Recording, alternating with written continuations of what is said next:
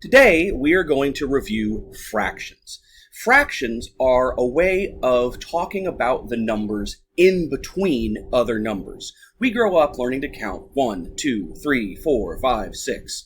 But between each of those counting numbers, between 1 and 2, between 2 and 3, even between 0 and 1, there are an infinite amount of other numbers. Fractions, along with decimals, are the two ways that we are able to notate those numbers in between numbers. Think about if you had 2 whole pizzas and then you only ate half of one of them. You would have 1½ pizzas. That's between 1 and 2. Fraction, the word, comes from the same Latin root as the term fracture, which, if any of you have ever been unfortunate enough to have broken a bone, the medical term for a broken bone is a fracture. And the reason those two words are related is they both are from the idea of breaking into pieces, splitting up, dividing into parts. This is a fraction, 3/8, also known as 3/8. The top number is called the numerator. The bottom number is called the denominator. The reason they have these names also ties back to Latin. Numer in numerator is pretty close to our word number. And denominator, if you speak any French or Spanish, has the beginning de nom, which is kind of like the Spanish de nombre, or of name. So the reason they have these particular titles is because the top number tells us how many slices of pizza we currently have. The bottom number tells us how many slices the original whole pizza was cut into. This is 3/8. 3 slices are present, they're colored green, and the original pizza was chopped into 8 slices, hence 3/8. What fraction of this bar is orange? Well, there are 5 original slices, so our denominator is going to be 5, that's the bottom, and 4 of those slices are orange, that's going to be our numerator, the top number. So this fraction is 4/5. Here's a depiction of 1/2. We have 2 slices, one of which is red. This is 4 slices, 2 of which are red. But notice something. The same amount of space in each drawing is red, even though there are more cuts in this particular pizza. The same amount of pizza is colored red. So that means that 1/2 and this guy, 2/4, are equivalent. They represent the same amount, even though we have a different number of slices. We can think about this mathematically as having taken the denominator of 1/2, the denominator is the bottom, the denominator of 1/2 and the numerator of 1/2, and multiplying them both by the same number. 1 times 2 gives us 2. 2 times 2 gives us 4.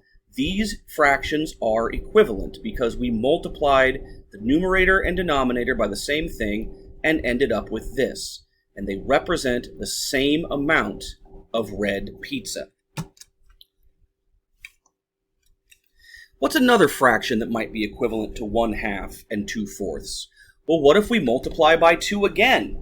Now we have 8 total slices, 4 of which are colored red, but notice that once again, the same amount of area is colored in red. So that means that 1/2, 2/4, and 4/8 are equivalent. We've multiplied the numerator and denominator by the same thing and gotten this result. Other fractions equivalent to 1/2? Well, what if you multiplied the numerator and denominator by 5? You'd get 5/10. What if you multiplied them both by 100? You'd get 100/200. As long as you multiply the numerator and denominator by the same thing, you will create an equivalent fraction. This is 2/3. This is 4/6.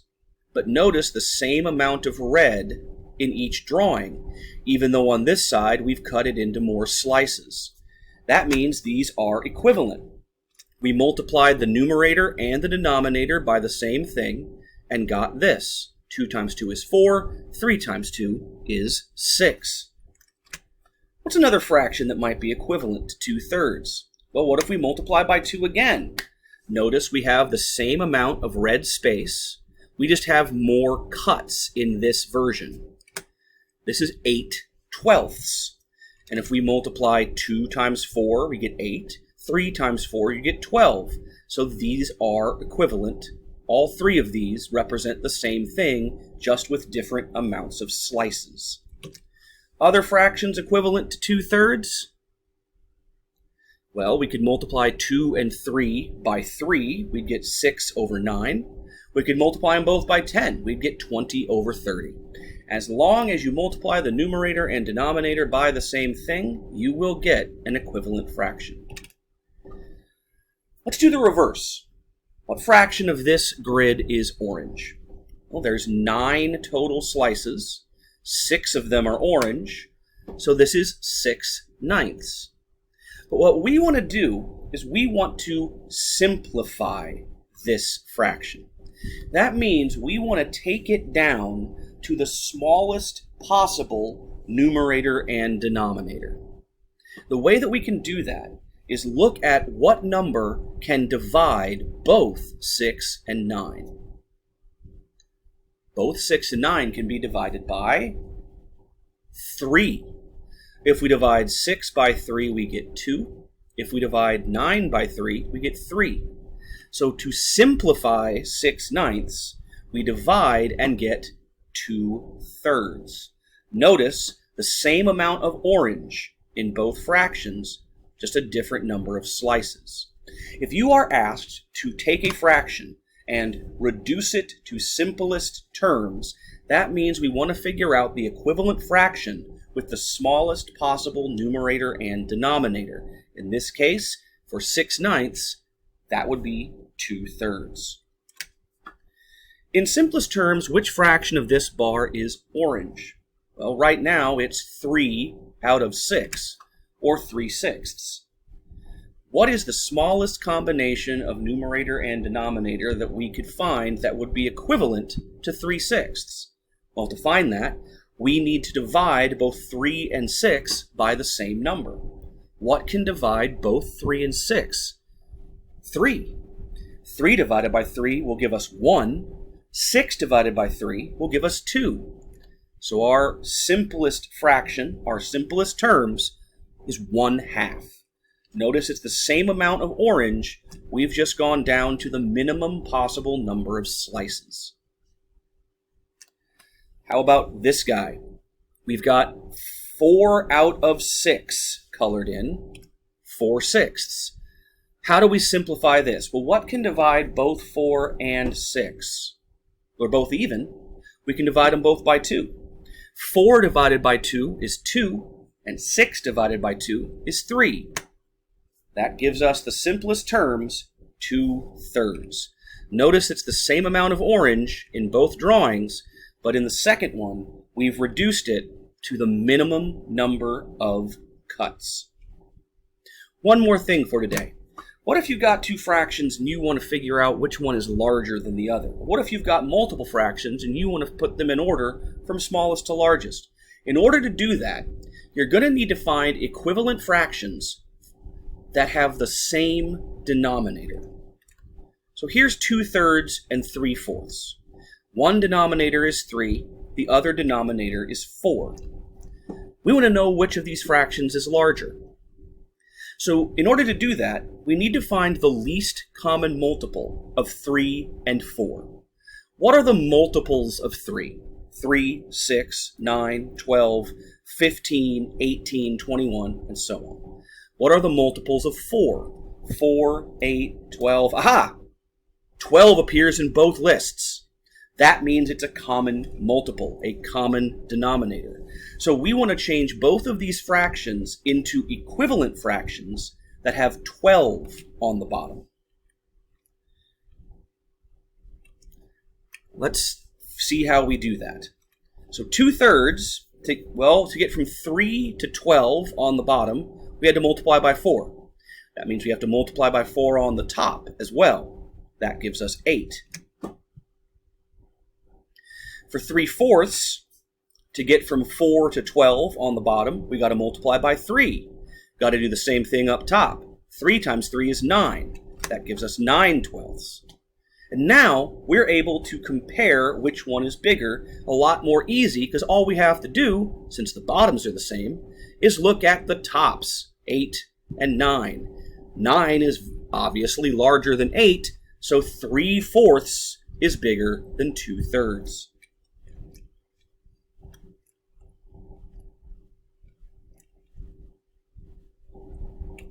All right, 1/3 or 3/10. We got to find a common denominator. What's a common multiple of 3 and 10? In a pinch, you can always just multiply the two denominators together. So 3 and 10 would give us 30.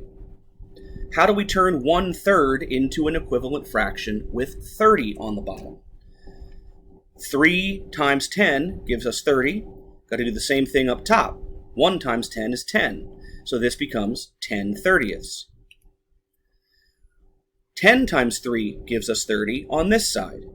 If we multiply the bottom by 3, we got to multiply the top by 3.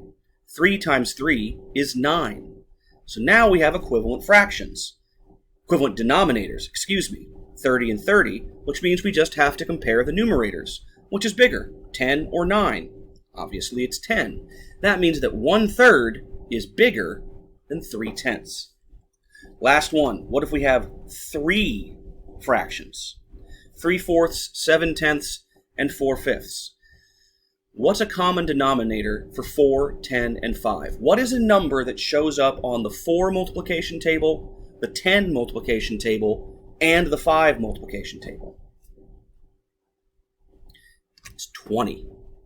So how do we go from 3/4 to something with 20s? 4 times 5 is 20 on the bottom. Got to do the same thing to the top. 3 times 5 is 15. For 7/10, 10 times 2 gives us 20 on the bottom. Got to do the same thing up top. 7 times 2 is 14. And finally, for the 5ths, 5 times 4 is 20. Got to do the same thing up top. 4 times 4 is 16. So we have 16 20s. Now that all of our denominators are the same, we can just compare the numerators. 14 is the smallest, 15 goes in the middle, and 16 is our biggest.